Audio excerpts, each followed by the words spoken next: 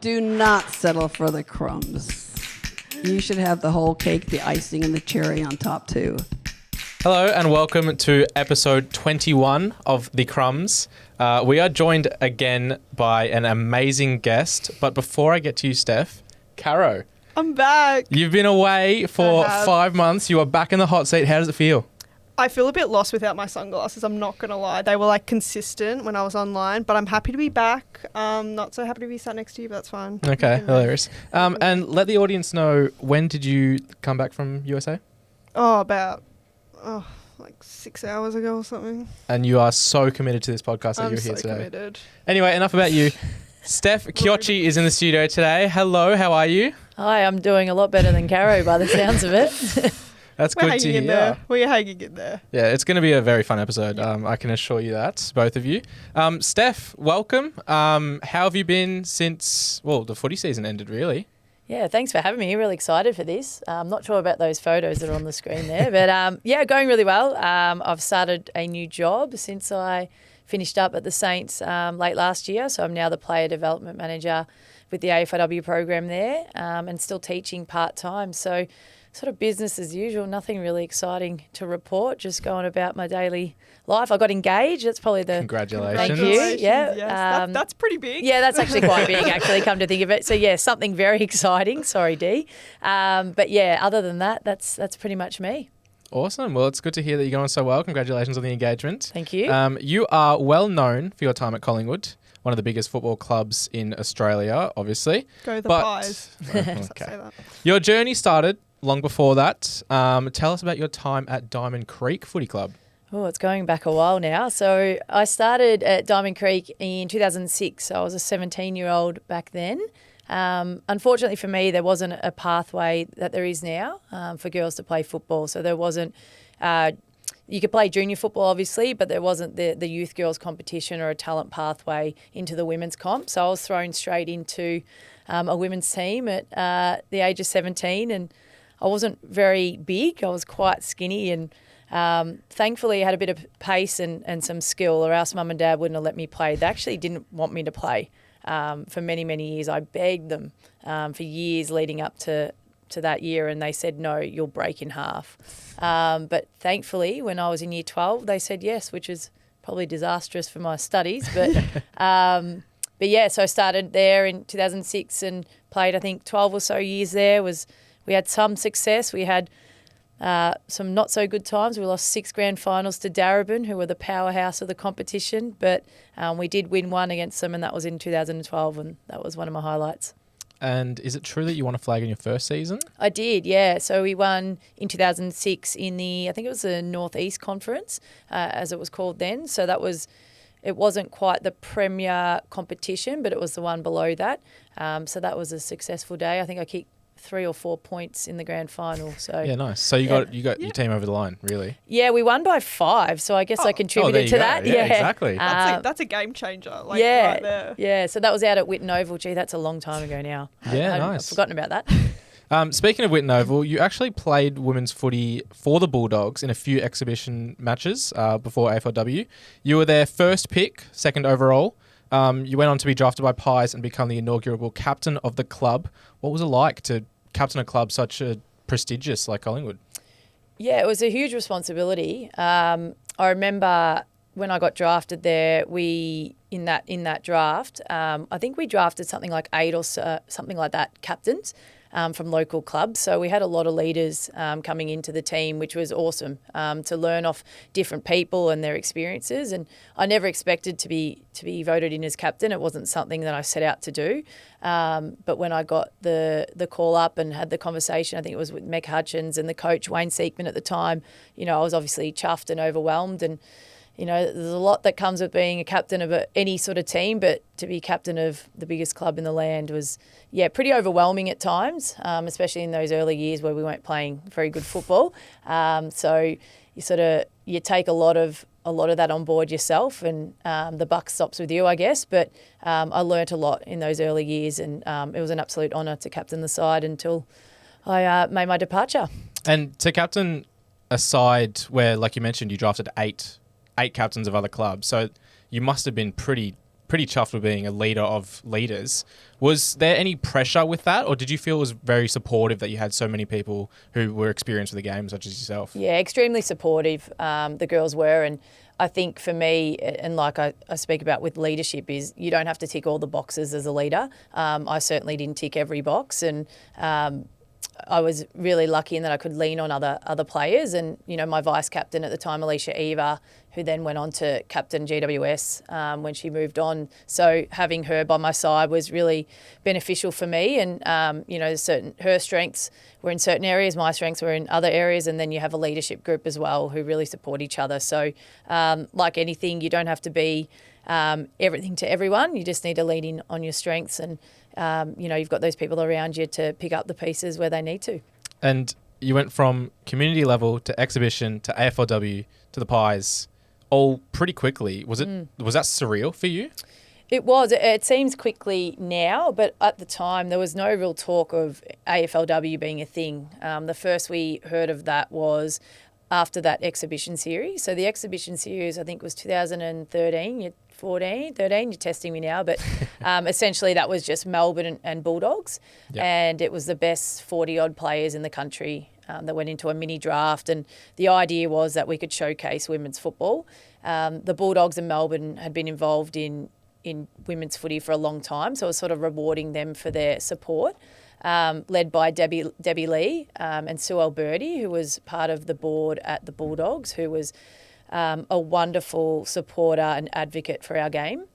So we played, I think, our first game at the MCG, which was amazing, and obviously being on the hallowed turf of the G, it was a precursor to another game. I'm not sure who was playing, but there's a fair few people in and a bigger crowd in. So, you know, eyeballs on us, you know, seeing what we can do.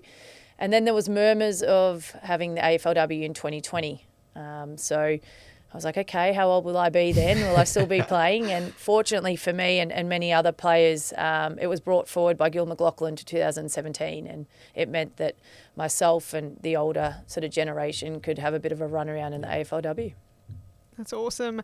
And so there was an article that was published back in 2016 after you celebrated 10 years and 150 games with Diamond Creek, and it suggested that you represent everything that is good in developing the women's game. What values do you think are at the heart of women's footy, especially at the community level? Yeah, I suppose, you know, being a female in sport, you've got to be an advocate for yourself and for others. I think I was really fortunate in Diamond Creek were really supportive of us, but also had a really good pathway for junior footy at the time. So I know that we had under 8s, under 10s, under 12s, and, you know, young girls were aspiring to play football like their brothers, their uncles, their dads. They had that opportunity. But I think, you know, in terms of values, for us it was just about being an advocate and being role models for people. I know they're not values as such, but you know, I do whatever I could to promote the game back then, where the podcasts, interviews, you know, going down to junior clinics. You know, you can't be what you can't see, and we wanted to be as visible as possible. And again, very well supported by the broader community. So not only Diamond Creek, but the VWFL, as it was called back then. You had Peter Searle, who went on to coach a senior women's team at St Kilda. You had Debbie Lee, who was a massive advocate involved in the Bulldogs and Melbourne, and then Jan Cooper, who was from Western Australia, who was also, you know, really pushing the agenda over in WA. So we sort of all banded together, as most women do when it comes to fighting for something. And fortunately, we got to a stage where the AFLW was developed. Yeah, and just touching on that, as you said, back in the day, it was a lot about advocating for yourself, because obviously not many other people were. Now we're seeing, you know, female athletes come out and say, like, they don't want, like, they just want to play their sport because they don't have to advocate for themselves as much because the world's starting to pay attention. What's that like, I guess, for you to witness after having to go through those early stages where you literally had to, I guess, carry it on your shoulders and, you know, I guess, show people that you deserve to be there? How cool is it now to see female athletes just to get out there and play? Yeah, it's overwhelming at times, because I know that, you know, I consider myself one of the lucky ones, and I've said that many a times, and people usually berate me for it because they're like, you know, you're not lucky, like, you've done all this work, you deserve it. But there's so many women that went before me that didn't get the opportunity to play at the highest level, like some of those names I mentioned before, and all, you know, those competitors from way back when, and they're the real pioneers of the game. So I think that's their legacy, and I was able to play a small part in continuing that legacy and paving the way for younger generations. And you just got to look. I'm a school teacher, and we've got girls involved in our footy program. We've got girls that are playing at Sandringham Dragons and the Dandenong Stingrays, which is the Coates Talent League. So the future's really bright, and it's nice to have played a small part in that, but it's not lost on me, the people that came before me that sacrificed so much, that didn't get the opportunity to do what I've done. Yeah, no, that's pretty cool. And so early 2023, you departed the Pies and to sign a multi-year deal with St Kilda. Go Saints. Not happy about that still. But talk us through that decision, I guess, how difficult it was to leave a club that you had called home for quite a while. Yeah, extremely difficult. So after 7 seasons, at Collingwood and being captain and co-captain at the time with Bree Davey, it was a massive call. And contrary to many stories about them kicking me out or whatever it might be, it wasn't like that at all. So I actually had a contract offer from Collingwood. I think how old would I have been? 33 or so at the time. I had a contract offer for the year, and I wanted 2 years. Like, naturally, you want to play for as long as possible. To be fair, my body wasn't in overly good nick, so I can understand why they were reluctant. So we had numerous meetings with the head of the program and the coach and things like that with my manager, and they stuck to their guns with the 1 year, and St Kilda came knocking with a 2-year deal, and it's closer to home, an opportunity to join a younger group who haven't had much success and probably were crying out for some leaders and some different perspectives. And it probably made it a little bit easier that my teammate at Collingwood and 3-time best and fairest winner Jamie Lambert also was approached by St Kilda and keen to go. So that's ultimately what it came down to.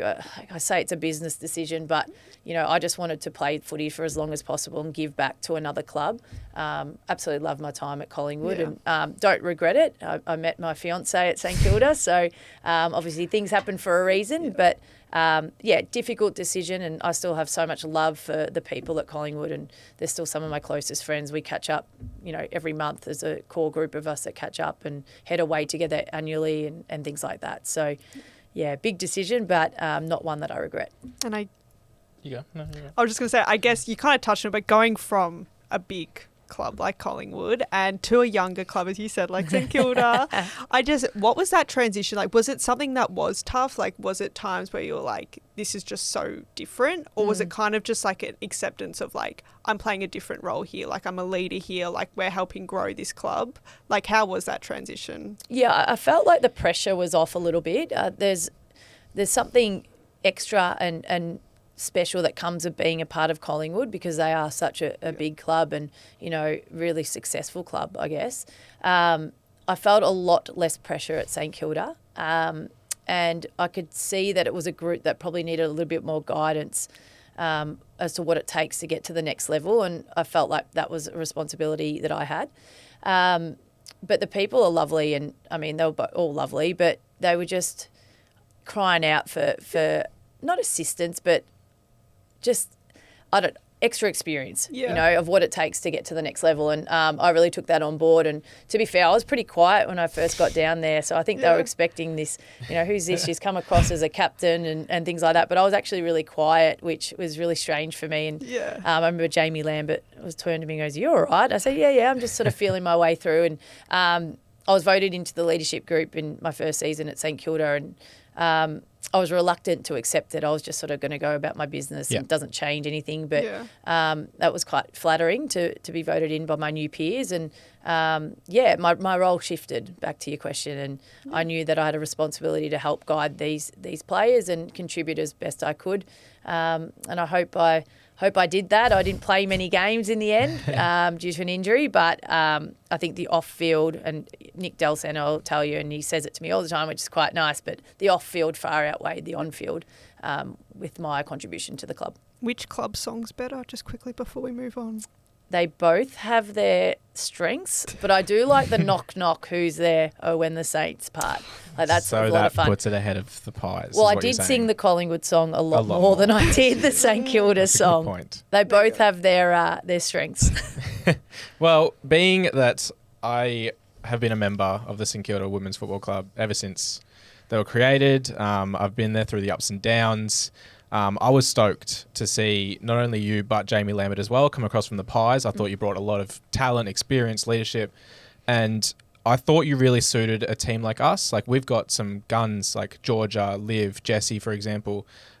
Just how, I guess, or not how good, but what was your experience with working with such talent like that? And you're how right, much it's did super it like talented. spur you as a leader as well? Yeah, they are super talented, but I think they're untapped talent as well, and they probably don't realise how good players they can be, especially Georgia, Livy, Jessie, who you mentioned, but even, girls like Ella Friend, who I think can go to another level.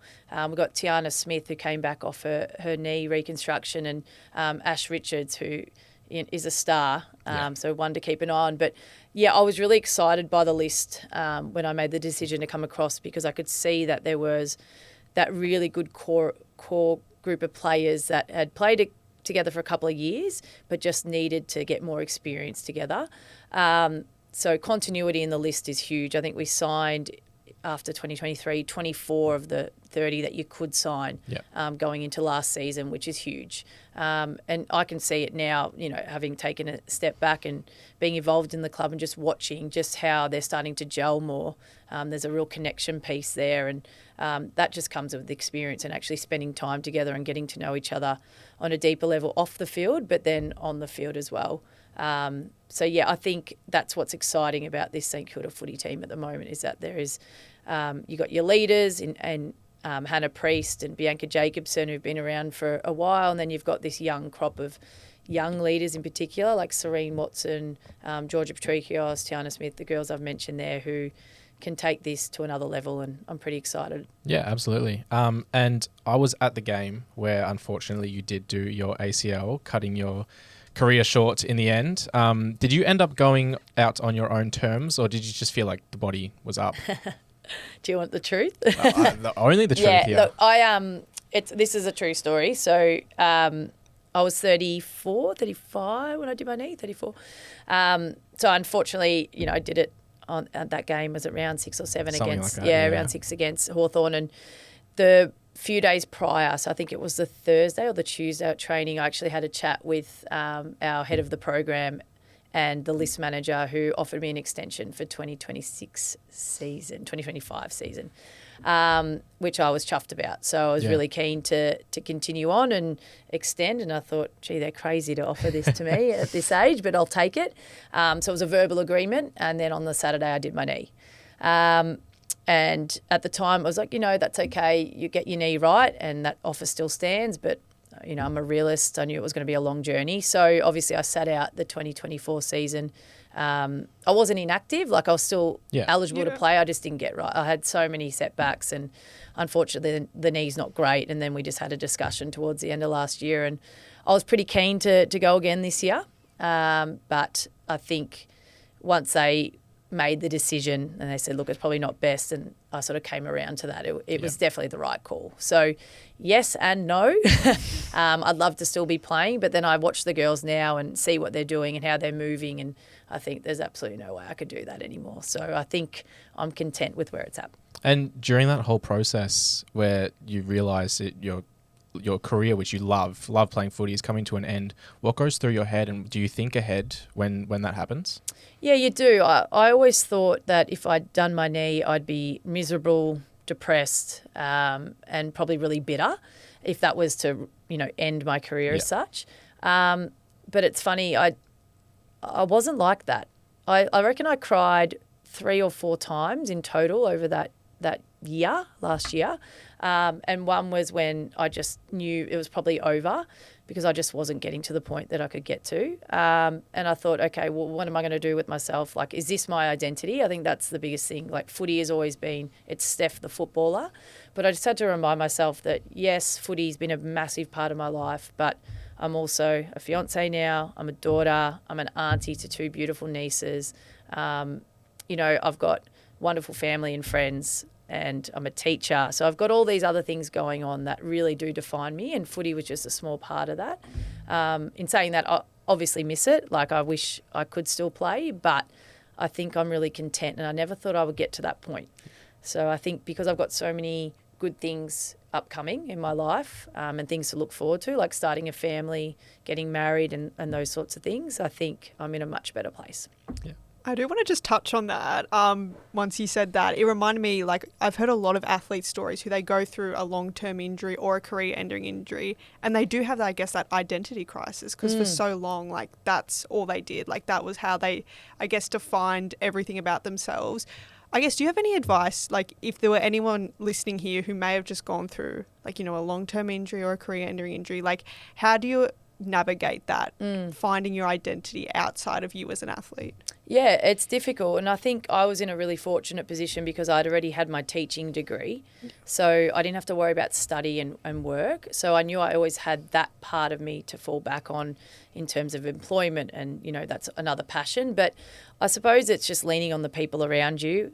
Psychological support, really, really important. I know we've got a sports psych at the club, and I worked really closely with our sports psych at Collingwood, Jackie Lauder, just to navigate this and put a plan in place. So if it means, you know, talking to people like that, talking to family members, partners about a plan and what it looks like in your future, what you want to achieve, re-establishing goals, I think that's probably the best way to go about it. But it's also okay to feel really crappy because, like you said, it is a massive part of your life and your identity. And I know I sit in meetings now when I'm at the club when the girls are there going over game plan and looking at vision, and I really want to talk and pipe up, and you know, I can't do that anymore. I think that's what I'm struggling with the most, is because I'm still so passionate and I love the game so much, but I feel like I'm just really fortunate that I can still be involved with them and sort of scratch that itch, I guess, of football just a little bit.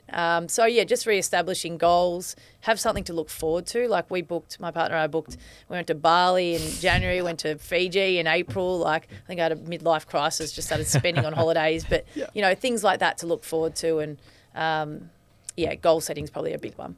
Holidays are always the answer. Absolutely. That is for sure. And you just mentioned that. So you are still with the Saints as a player development manager. Yeah.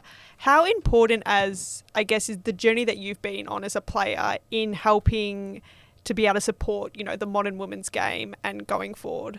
Yeah, it's a great opportunity for me, I think, to be on the other side of the fence now. And when that discussion happened at the end of last year, when the retirement, conversation, they actually offered me a job straight away because they wanted to keep me involved. So that was, really, really kind of them. And this player development manager role they seem to think it's best suited for me. Yeah. And I tend to agree at the moment. Like, it's going really well. I can sort of tap into what it's like to be an athlete and have an understanding of that, but also support the girls off field, which is my main role with, university, residents, so getting them a rental and things like that, and also that well-being support. I suppose that the hardest part or the most difficult part is the fact that I'm friends with most of them. Yeah. So I've got to, remember, okay, I'm in PDM mode. Like I get calls, like even yesterday, one of the girls called me for advice and she goes, I'm asking you as my friend, not as a PDM. Yeah. And, I've got to switch hats.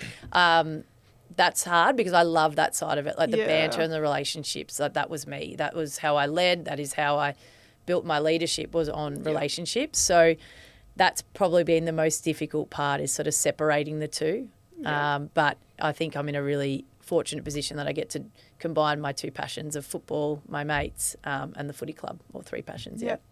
And going on that, so talk us through a bit what a typical day for Steph might look like in your life right now. I know it's probably different day to day, but what are some regular things, I guess? Yeah, perfect. Yeah, so I work at Parkdale Secondary College part-time. So I'm there Tuesday, Wednesday, Thursday, teaching just junior classes because I'm not there enough to teach any senior classes. So that keeps me on my toes, but also is pretty cruisy at times. Yeah. And then I'm at St Kilda on Monday all day, Friday, except for today because I'm here. I'm on my lunch break, and then Saturday mornings when the girls are in, and I'll do work around that as well. So often I'll pop in to the Saints after work on a Tuesday or Thursday because the girls are training. They're there, so I'll pop in after and say hello, even though it's not really in my contract hours. But so that's pretty much a typical week. So it's 6 days a week I guess. But it is really flexible, and I get to enjoy the perks of being in a footy club. Like when we travel, I'll get to travel, and we went on pre-season camp last week, so I was involved in that. So all those little fun things. That's awesome. And who do you think is easier to work with, the kids at Parky Sec or the girls at St Kilda? The kids at Parky Sec, absolutely, so. hands down. I suppose because I took this role on from our psychologist. So Bree was our PDM and psychologist last year, and she did a handover to me, and obviously a lot of it's confidential and all these sorts of things, and I'm looking at some of this going, hold on, you helped this girl with that? Like, come on, what do you mean? Like, she's an adult. What do you mean she needs help doing this? Like, I was actually super surprised, and I suppose the roles and responsibilities I have to help these girls. So yes, but a lot easier at school. Yeah, absolutely. And touching on that being a leader to kids as well, like you're obviously a role model in the community, not just to Saints players, but young girls and women playing footy and sport in general. And I was a bit cut downstairs in the conference room because you said it was nice to meet you. And you have met me before. We've worked a couple of clinics together. That hurts. Holiday I'm clinics sorry. at Saints. So I was a bit cut. It? No, sorry, Jordan. Hilarious. So don't worry, I forgot he was in my class. Okay, I'm sorry. Whatever, moving on from that. No, but at those holiday clinics, you were very present, you were very talkative, all of the young kids got along really well with you. And I was wondering, do you see yourself as a role model to these kids? Yeah, it's not something that sits comfortably with me. I think I said that in my retirement speech through tears. The words role models, a little bit icky. I don't know. I understand what people are saying, absolutely. And I think I try and model really good behaviours and present well and obviously do all the right things. But I know that people would say, yes, we're all role models in our own right. And it's really important to have role models. I understand that. But, yeah, I've never really been comfortable with it. But I do, understand the importance of being someone that people can look up to, whether it's a little boy, little girl, little person. It doesn't really matter as long as they've got good people in their lives that, that do model integrity, honesty, authenticity, and just really good behaviours. So that's pretty much how I approach teaching. It's how I approach clinics. I think giving back to the community is super, super important. And that one interaction, except for our one, I'm so sorry, can have a lasting effect, a positive effect, or could be really negative, So I'm really mindful of that when I am representing St Kilda out in the community. We can think of so many things that young people can take from you and listening to you and working with you. What do you think they can take from you? Oh, gosh, these are hard-hitting questions, aren't they? Well, relationship building probably, and being kind. So I'm not afraid to have a chat. And I think just being able to interact with people and giving people the time of day is really important, especially in today's society when, there's some not so nice things happening and people aren't overly kind to each other. But just being really genuine and being really kind to people, I think that's something I'd like these young people to see me as displaying, because that goes a long way. I think, you don't go very far in this world if you're not a nice person, and that even in sport. So that's probably something I'll continue to model so they can see that. And obviously you have such a big impact on these kids. They look up to you as a leader of Collingwood, a leader of St Kilda. But how much of an impact do these kids have on you? I've heard names being called. So Chi was one back in the clinic days. And, all these kids love to hang around players that they look up to. So how much of an impact does that have on you? Oh, a massive impact. And, you can't underestimate, we give something, but they give us so much more back. From the little boys and little girls, when they're running around and they're truly invested in what they're doing and they see you and they're listening to you, I think that's come a long way from, what it was 20 odd years ago. You can imagine a female sports person talking about sport to a little boy in particular. I probably wouldn't go down very well. And I see a shift in it at school as well. I really feel like I'm a coach that happens to be female rather than a female coach, if that makes sense. So I've seen the change over my time at Parkdale in our academy and just coaching these young people and the respect that they give me when I'm talking. I feel very lucky because I know a lot of other, staff members and things like that don't often get that. But I think because of this sort of platform and, they do respect me in that position, it really does help. I mean, they should be respectful all the time, but I do notice a big shift in those kids, and it does mean a lot. It means that we're making a difference. Yeah. I hope you were listening when Steph said, to be kind. You can start being nicer to me. Thank you very much, I've been Jordan. listening. Okay, kind of touching on that, mental health. You have been very open and authentic about your struggles. How important is it, for us in society to make sure those conversations are at the forefront, and I guess the impact it can have on many individuals? Oh, it's incredibly important. We had Spud's game a few weeks ago, so obviously Danny Frawley's legacy and raising funds for mental health and services at the Danny Frawley Centre, and I was ambassador for that last year and really enjoyed that role, and was there donating and volunteering our time to help raise funds for that. But I think Harry Mackay said a problem spoken is a problem halved, or something along those lines, and that really resonated with me because you need to talk to somebody if you're not feeling great, whether it's temporarily not feeling great or if it's something that's ongoing. There's support services there's people you can speak to, and we need to talk more about it, and I'm very passionate about it. I've never shied away from the fact that I see a psychologist and a psychiatrist. I have a diagnosis of mental illness, so I manage that with psychological appointments and medication, and just as though if you had a heart disease, or you'd take medication for that. So that's the way I sort of look at it. I'm just trying to keep my brain healthy and spread the word, because I'm very lucky. I've been in this industry where we do get really well supported, and through the AFLPA there's wellbeing services, but those services are available to people in the community as well, and they just need to speak to someone about it and to access them. Yeah, we've been very fortunate to have Chelsea Frawley manage that centre and be a huge part of the Saints community, and she does amazing work as the St Kilda Football Club does. I guess my question was, how important is it to have, not just at a footy club, but as a sports club in general, where, young people might feel like they're unhappy, older adults might feel unhappy, at bowls clubs, seniors might feel like they're unhappy. Across all sort of sports, how important is that to have that sort of help available on hand? Oh, it's super important and super helpful, even in a school setting. We've got psychologists and counsellors at school, and, I've been a year level coordinator before where, I've had to write wellbeing referrals and, get people the help that they need and deserve. So I think no matter where you are, whether it's a sporting club or just anywhere in society, to know that there is help available to you is, well, I suppose that knowledge is power. So knowing that firstly is really important, but then actually actioning it and doing something about it. And sometimes those people, aren't willing to go and get the help themselves. They don't know where to start.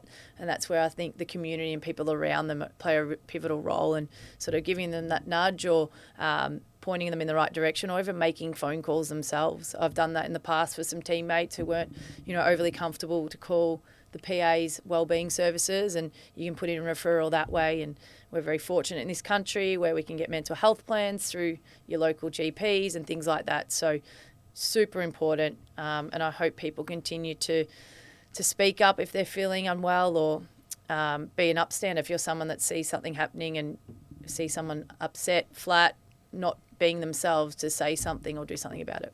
Yeah.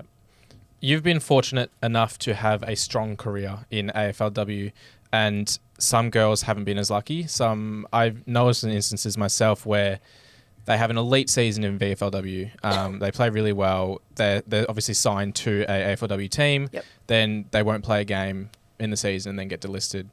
And I was wondering, you might know more of this as a player development manager, but with the way that the structure is, that VFLW is played completely separately to AFLW, how difficult is it for those fringe players or players not really getting a chance to prove themselves in 3-4 training sessions a week? Yeah, I love this question, and I'm on the same page as you. I get super fired up with this. It's not right, and the way it's structured, in my opinion, it isn't well suited to the environment and well suited to the players. So I'll give you an example. I had a teammate, Caitlin Matthews. That's exactly the person I was thinking of. So she was on the list for three years at the Saints, and Didn't get the opportunity to debut, had a few niggles and just, was behind a few other girls. And so she'd train. We didn't do the scratch matches, which, some teams do during the season. They sort of have their own little scratch match to see their players. We weren't involved in those. We didn't think the risk was worth it. And so she didn't play. She just trained. She played a few VFLW games early on last year and then didn't get picked. And then how can she prove herself? So, and she's now, she was off the list now. Now she's at Collingwood VFLW. So, there's obviously a gap there and there's something we need to do about that because it's not like we can't develop these girls. Some of the girls, like Caitlin would have played, I'm just using her as an example. Yeah. She would have played maybe, say, 20 junior games at that level, TAC level, TAC level, Coates League level, that's on NAB or that, and then not played for 3 years. I played over 150 games for Diamond Creek and then 61 in the AFLW over 8 years. It's not enough football. So how can we really expect these girls to develop? So in answer to your question, they need to be aligned somehow. Yeah. I understand resources are hard to come by. Like our midfield coach, Lockie Harris, is the head coach of our VFLW, Sandy Zebras. So, he's working however many plus hours every week across both programs. So if it were to be at the same time, it'd be really difficult. But if we're really wanting to invest in our players, to give them every opportunity to succeed and be the best player they can be and get on AFLW lists and play, then it needs to be somewhat more aligned. Absolutely. We're not really going anywhere. And in the case of Chug, where, you get delisted after however many years at the club with not being given a chance, are there many support services for that career transition after football? Yeah, so that's part of the player development manager's role. So she would have had an exit and then gone through sort of career pathways and, what's best for her football. And then that's where your manager comes into it as well as the PA. So that you always catch up with the PA when you first come into the competition and then when you exit the competition. So there's lots of support services available there. It's just whether the athlete accesses them. I know Chuggy in particular was tossing up whether to go to Sandy Zebras or go to Collingwood VFLW for a fresh start, and she ended up going to Collingwood, which makes sense to her. Different eyeballs on her, people seeing her do her thing. She hasn't played for them yet. She might be playing this weekend. She's actually looking after our apartment as we go to Queensland tonight. So very ironic that we brought her up. But so hopefully she plays this week. But yes, there are services available. But a lot of the time they're just lost in the system. And that's the sad reality. She's 21 and, she's good enough to be playing AFLW, but unfortunately didn't get the opportunity, didn't get to develop through games, and now sees herself at VFLW level, and hopefully she can play and get back on a list. But, that's one side of it. The other side is the players are delisted and they go and play local and we never see them again. Yeah. Here we are a women's sport pod. We are massive supporters of AFLW and women's sport in general. We were touching off air that even earlier we were talking to Agnes, a lovely woman who gave us a lot of information about her life transitioning to US. And we were sort of touching on the sort of support from not just women and fans, but men and everyone, fans of the sport. And I was wondering, what do you say in response to those people who are negative and say that the AFLW isn't such at a standard that it should be?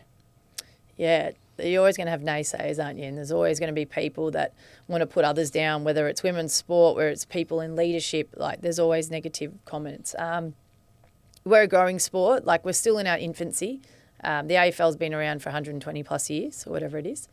We're in our infancy and it's something that's developing, and at the moment, it's still technically a part-time competition. So I think it's 25 hours a week in the contract, and we need to play more football. We need to be at the club more. We need to continue to develop the game, and that's going to come in time. So there's ideas that'll be full-time in the next few years. Finally, girls are getting remunerated fairly and appropriately for that, which means they can solely focus on their football rather than, having part-time jobs and studying full-time or whatever it looks like. So give it time is probably what I'd say to them. I think the product is fantastic. It's grown. It's gone in leaps and bounds in the past few years. It's getting quicker. The girls are stronger. I'm watching them train at the moment and I can see it's gone to another level. But we just need to continue to invest, continue to support and provide the players with opportunities to play the game and get more experience at the top level. Absolutely. And here at Holmes-Glen, we've been fortunate enough to recently have a partnership with St Kilda, supporting our courses, the sports business and sports media, and actually the first higher education to be able to do that, which is amazing. So props to St Kilda for that. My question was, how important is it to have women in media, in sports business, where, for example, I think across the 3 years of our courses, there's about 4 or 5 girls and a lot more boys. And I guess some of it comes down to being scared of being in that environment, because in history it has been a male-dominated environment. So I want your input on how important it is for, girls and women to sort of speak up, voice their opinions, and know just how heard they are. Yeah, I think it comes down to gender norms as well. Like, if the first thing you see if you turn on TV, or has been, and you're watching a sporting event and there's commentators, it's usually male. But we're slowly seeing that shift now. So there is equal opportunity for people to be involved in this industry. I think Ruby Schleicher, my ex-teammate at She's Collingwood, killing it. Yeah. So I got a tickle in the throat. Yeah, she's doing fantastic on Fox Footy. And, this is a girl that came across from Perth and sounded like a bogan. And I was thinking, oh, gosh, what are we going to do here? But she's, really invested in that and loves it. And she speaks so eloquently and understands the game. And there's so much untapped talent. Like Abby Holmes has done a wonderful job. So now that we've got those role models that you can see, in these positions, there's absolutely no reason as to why girls can't be involved. And I think seeing is believing. So you can see it, you can absolutely do it. So hopefully the numbers increase over the next little while. But I think, like I said, if you can't see something, it's very hard to believe that it's happening. So we're just going to continue to change the mould and have people who've got something to say actually stand up and actually say it. And will we be hearing Steph Chiocci on commentary anytime? No, I've been asked. It's funny. A lot of people, like my staff, colleagues at work, I should say, and are like, you should do media. And I'm not sure. I did a few stints on SEN and I really enjoyed it, but I'm pretty happy just doing what I'm doing. Yeah, absolutely. That's fair. That is fair. Going back to one of the questions before, do you think in terms of these attitudes towards the AFLW, do you think it takes for people to realise that the AFL and the AFLW will always be different products? Like there is that issue of people comparing it to the AFL and like that's what we're comparing it to. But for me and what I believe in is that like as soon as everyone starts to accept that they're two different products that are unique and have their strengths, is that when we will see the change of attitudes. Yeah, I agree. Absolutely. And like you only have to look at the rules and laws of the game. Yeah. Well, not laws, but the rules that we have in our game. So there's 16 a field in AFLW. So that's already a massive difference. Yeah. There's a last touch rule in AFLW. That's already different. So those things manipulate the game a little bit more. I love men's footy. I've grown up, involved in men's footy for many, many, many years. Watching it, I loved it. And I think it's a great product. But I understand that the women's game looks a little bit different. The fundamentals are the same. Yeah. But there are some notable differences. And we just need to accept that. Yeah. It's still a fantastic, exciting game or version of Aussie rules. Yeah. I just think people... You're right. What is it? Comparison is the thief of joy. And I think they're just comparing the genders, very mindful of that, but comparing the genders when it shouldn't be. We should be comparing women's footy with women's footy games and men's footy with men's footy games. Yep. Exactly. And going on that, if you could shape one major change in the AFLW or women's footy more broadly, on the spot here. What would it be and why? Firstly, aligning our reserves competition with the AFLW and the reserves competition makes much more sense. And everybody play each other once. I think that's... I'm so sorry. I know that's a really boring answer, but in season 1 we played 6 games. In season 2 we played 8. Season 3 we played 8. Then it was 10. So we've now got 18 teams. Why can't we have 17 rounds of football? I was going to say, this is just my belief. Do you think they should have extended the season length before they extended the teams? Or, do you think they did, the way it was done? Because now we have 18 teams, but we still have short season. Yep. Very mindful that I'm still employed. It's true, yes. You can... No, I think we expanded too quickly. Yeah. In terms of, we probably didn't set up some teams for success. Yeah. and we, rampage some other teams. Mind you, Brisbane got rampage and they're still really successful. Yeah. But I think we diluted the talent pool too quickly. Yeah. In saying that, now that we've got 18, we just need to extend the season. Exactly. So if you're going to go one way, you need Yeah. to. If you're going to make it 18 teams, then we need to extend the season. Yep. Good answer. Speaking, just touching on that, that VFLW alignment, is there much voice about that amongst the AFLW or just players and coaches in general, or is that sort of just a quiet thing? I know there is Lockie Harris and myself are quite good friends and we talk about it, but excuse me. And I know our GM of women's football, Jessie Mulholland, her first year at the Saints, is really passionate about it as well. But it's like our hands are tied. I can't really explain it any other way. It's like our hands are tied and the AFL are pretty set on when the season will run, how it'll run. I understand that there's other factors that come into it, like ground availability, broadcast, if you've got two on the one. I get all that. I don't know how high on the agenda it is. Absolutely. Well, we do appreciate you being here. We're going to shoot some quick questions to you. Oh, So I hope you're no. ready for this, Caro, because I haven't said this to you either. Is this like Caro's Arrow, but Pretty much, yes. fire. New segment. Maybe. New segment? New Oh, I don't mind segment. that. That's good. My first question, who do we look out for this season? Saints and league in general? Okay, Georgia Patrikios. Yep. Right? I know that she has been an All-Australian, but she was injured last year and probably didn't play to the best of her ability the year before. And I think she's a star. She's one of my favourite players. And in the league, as in player or team? Yeah, player, anyone. Jazz Fleming. Jazz Fleming's my favourite. She's a jet. Yeah, she's a star. Hawthorn. Very, very, very good footballer. Yeah. This is going to be a personal, well, not a personal question, but last season I predicted that Geelong would be like an up-and-coming, like, ladder leaper. And Simone never let me hear the end of it because I failed. Do you think Geelong this season, is this their time to jump the ladder? Well, one of my very, very, very close friends has just been picked up from Geelong, by Geelong, sorry, I should say, Erica Fowler, Yes. as a replacement player. So I will say yes. Judging from what she tells me and how hard they're training, I'm going to say yes. Hear that, Simone? It's this season, Geelong season. In the Saints gym room, who has the music? Serene Watson, which pains me to say because I was Really? hoping to get through this whole interview without giving her any airtime. No, she's a ripper. Yes, Serene Watson, and half the music is trash and I don't understand what Absolutely. it's saying, what the beat is. But I used to try and get with it just so I was with the cool kids. Oh, But yeah. she controls it. God forbid I try and put a song on. No, fair enough. And we should give a quick shout out to Serene and Georgia because they are very involved in the community side of the Saints with the clinics in general.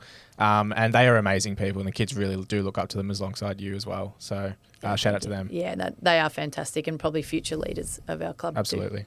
So going off that, if you were given the speaker in the gym room, what music would we be hearing That from is Steph? awesome. I was actually in the gym this morning and poor Max King walked in to do some Oh, extras no. and I was like, sorry about the music, Kingy. And he's like, no, it's all right. But I'm a real mixed bag, licorice Yep. all sorts. Yeah. I think my playlist is called Jimmy Choo, so give that a follow. Like Jimmy with Yes. G-Y, Yes. Yep. double M-Y. And it's got anything from like Kendrick Lamar to Avril Lavigne on it. Like it's all nice. over I the love shop. that. Mix. Yeah, Great it's mix. all over the shop.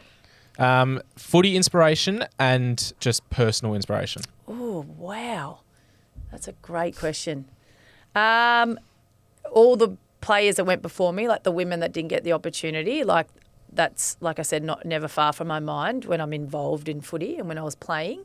I loved Cade Simpson from Carlton. Yeah.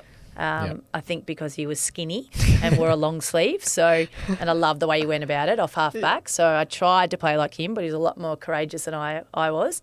And what was the second part of the question? Personal inspiration. My dad, for sure. Yeah, Dad is a beautiful human being, very passionate. I learnt a lot from him. I'm very much my dad's daughter in terms of how I relate to people, the kindness, generosity, selflessness. But yeah, so he's a big inspiration for me. Yeah. And if you didn't play AFL, what other sport would you have wanted to play? Soccer. Oh, for sure. okay. Absolutely. I'd love to be Matilda. I know. Yeah. How good would that have What been? position? What position? Oh would you gosh, see? probably on the wing again, not doing much, just running up and down. Trying to fight for Ali Carpenter's spot, Yep. which I would never have gotten. No, you wouldn't have. No offense. No. Sorry. No, Ali. No. What? You know what, Ali? Watch out. Watch You never out, know. Ellie. She's coming. 36-year-old The ripe old debutante age. coming. Yeah. No, that's real good. Well, it has been an incredible pleasure to have you here today, and we are truly appreciative. And thank you very Thank much for you. coming down. Caro, what did you think of that? It was pretty awesome. Pretty good. Yeah, not bad. You awake? I You am still very. with me? It woke me up. That's See, good, It that's woke good. me up. You know, just the power of women's sports. That's it. Love it. There you go. Well, thank you all for watching. Thank you, Steph, for coming in today. You've been amazing. Hope you guys enjoyed. Thank you. Thanks for having me. Go Pies.